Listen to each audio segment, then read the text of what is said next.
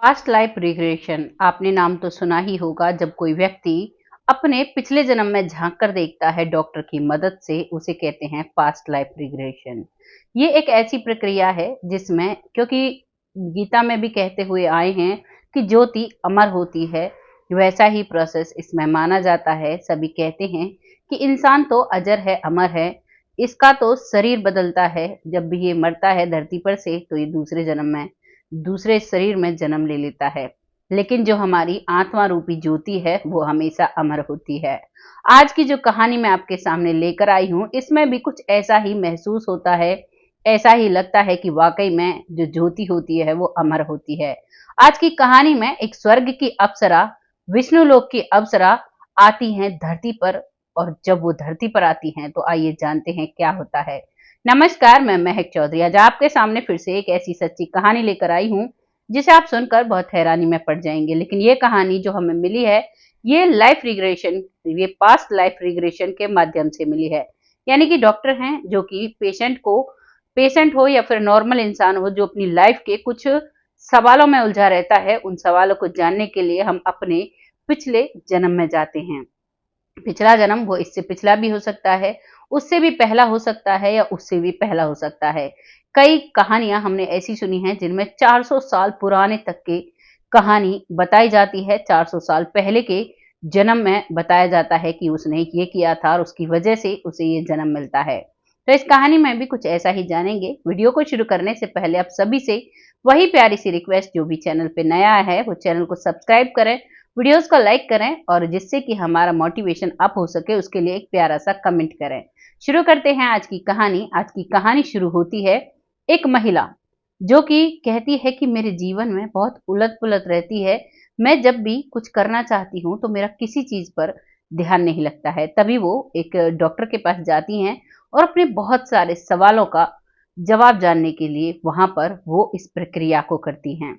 Doctor साहब उन्हें उनके पहले जन्म में लेकर जाते हैं, तो उन्हें पता चलता है कि वो जा रही हैं और एक ऐसी जगह है जहां पर उजाला है लेकिन कड़क रोशनी नहीं है, और ऐसा लग रहा है जैसे फॉग होता है, धुंध होती है, ऐसे बादलों से उजाला हो रहा है।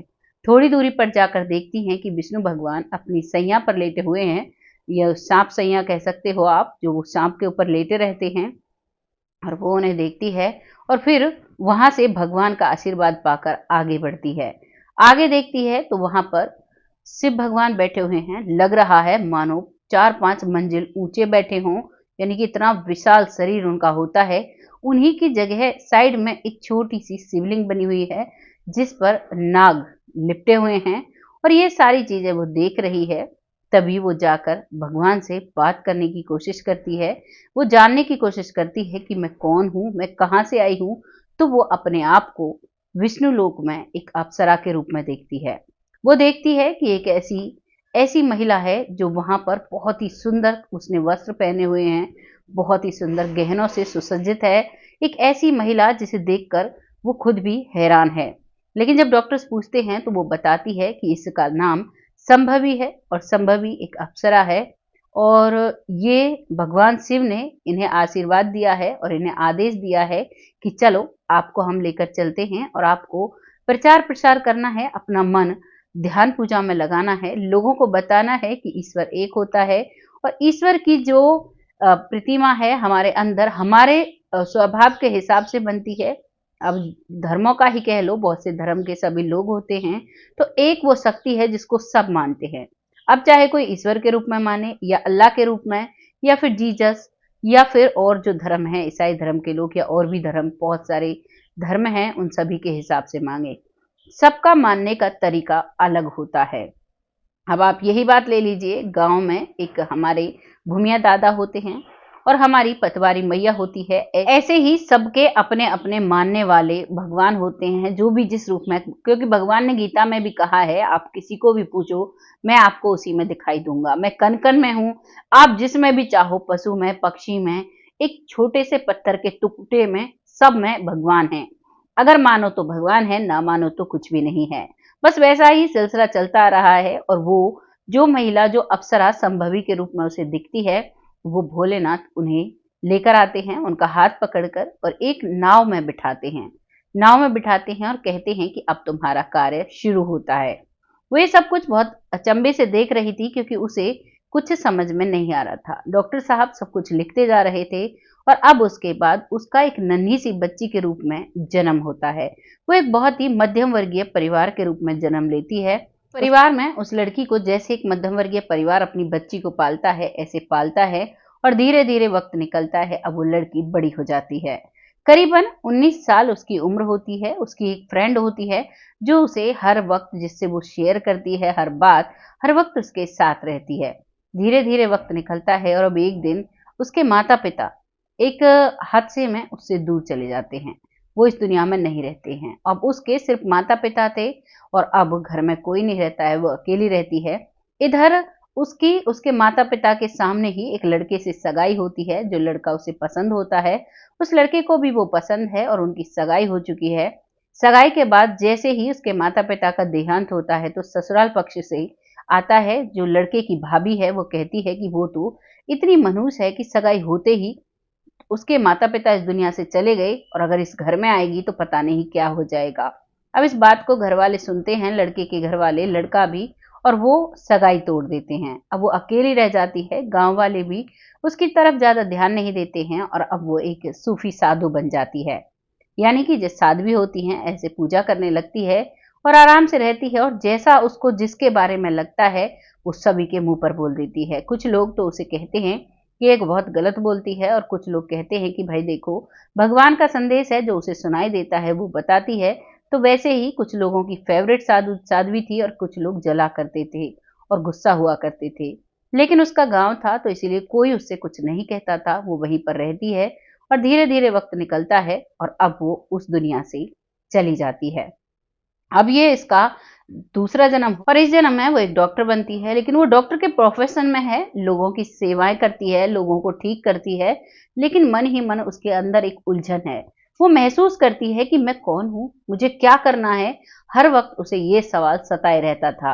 और जो पिछले जन्म में इसकी सहेली थी वो इस जन्म में इसका भाई है। वो भाई हर बात को सुनता है, हर बात को समझता है, हर बात में उसका साथ देता है। और जिस लड़के से इसकी सगाई टूटी थी पिछले जन्म में, वो लड़का इस जन्म में उसका पति है और उसके साथ सही रिश्ते सही हैं। लेकिन एक सवाल जो उसे कहता है कि तुम अकेले रहो, तुम शांति से रहो, अकेले आए हैं, अकेले जाना है, ये हमेशा उसके जहन में रहता। और इसी सवाल से वो इतनी परेशान रहा करती कि वो नियर डेथ एक्सपीरियंस करना चाहती हैं और वो करती हैं। और लगभग 4 घंटे तक इस सेशन में वो रहती हैं। 4 घंटे के बाद जब उन्हें होश आता है, जो महिला डॉक्टर बन चुकी हैं, आप कोई भी देख सकते हो, एक व्यक्ति 4 घंटे तक जागृत अवस्था में कैसे एक जगह पर लेट सकता है। लेकिन वो अवस्था ऐसी होती है कि व्यक्ति को समझ ही नहीं पाता आता कि मैं कहाँ पर हूँ और उसे कुछ भी नहीं होता है। और बताया जाता है जब हम पास्ट लाइफ रिग्रेशन सेशन करते हैं तो हमारे शरीर की कुछ बीमारियां, कुछ हद तक बीमारियां ठीक हो जाती हैं। ये सब कहना डॉक्टर साहब का है। उनके पास बहुत सारे पेशेंट आते हैं, बहुत से लोगों को आराम भी मिलता है, बहुत अच्छे से वो इन सब का मजा लेते हैं या फिर आप कह सकते हो पिछले जीवन के बारे में जानते हैं। आपको इस कहानी को सुनकर कैसा लग रहा है? क्या ऐसा पॉसिबल है या नहीं है? जो भी आपको लगता है अपनी राय कमेंट बॉक्स में लिखिएगा। और जो भी आप लिखते हो उससे हमें बहुत मोटिवेशन मिलता है और उसी के हिसाब से हम आपको कमेंट में भी जवाब देते हैं और फिर बाद में जब वीडियो का अंत होता है तो आपका धन्यवाद भी करते हैं। अब वक्त आता है उन लोगों का जो लोग हमें बहुत सपोर्ट कर रहे हैं, जो लोग हमारी वीडियो पर बहुत अच्छे अच्छे कमेंट कर रहे हैं, जिनमें सबसे पहला नाम आ रहा है विपिन कुशवाहा जी। जो विपिन कुशवाहा जी हैं वो सिंगरौली जिला से हैं, जो कि मध्य प्रदेश में पड़ता है।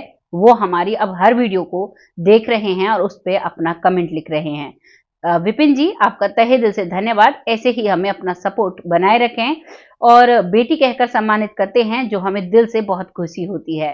ये रिश्ते बेटी पिता भाई बहन बहुत ही प्यारे रिश्ते होते हैं। इन रिश्तों में अगर हम जीते हैं तो जीवन की जीने की एक खुशी ही अलग होती है। अगला नंबर आता है लखविंदर सिंह, जो हमारी हर वीडियो पर कमेंट करते हैं। आपका तहे दिल से धन्यवाद। ऐसे ही हमें अपना सपोर्ट बनाए रखें। आप सबके सपोर्ट से ही हम आगे बढ़ पा रहे हैं। और अगला नाम आता है दुर्गेश कश्यप जी, जो कहते हैं कि हम उत्तर प्रदेश अमेठी से हैं। जी बिल्कुल, बहुत बहुत धन्यवाद। आपने अपनी जगह का नाम लिखा तहे दिल से धन्यवाद। ऐसे ही अपना सपोर्ट बनाए रखें और हर वीडियो पर अपनी राय ज़रूर लिखें। क्या ये कहानी आपको सच्ची लगी या इसके कोई फैक्ट आपको गलत लगे, जो भी आपको लगता है अपनी राय ज़रूर लिखा करें।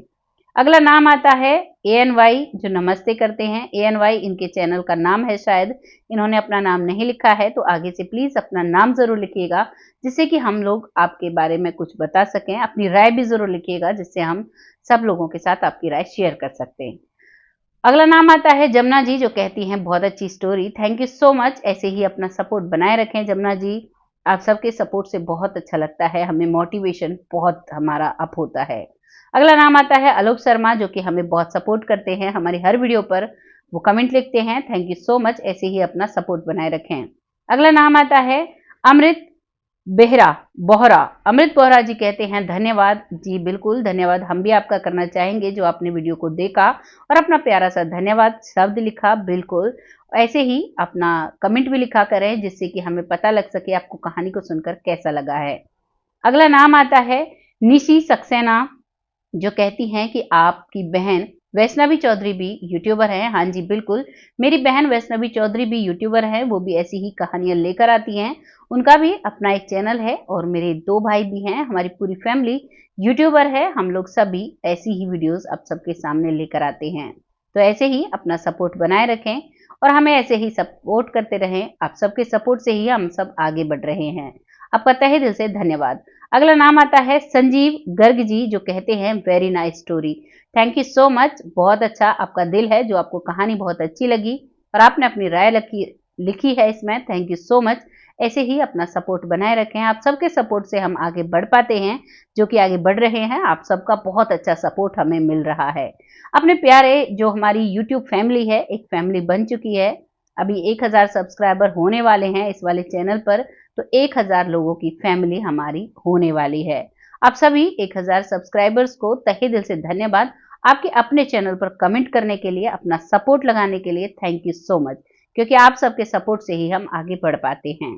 अगला नाम आता है पैरा सुनेल्ड, जो कहती हैं कहानी सुनाने का तरीका बहुत अच्छा है, थैंक यू सो मच। आपने जो अपनी राय लिखी है उसके लिए तहे दिल से धन्यवाद और कोशिश करेंगे आगे से हम और भी अच्छी तरीके से आपके सामने कहानी प्रस्तुत करने की।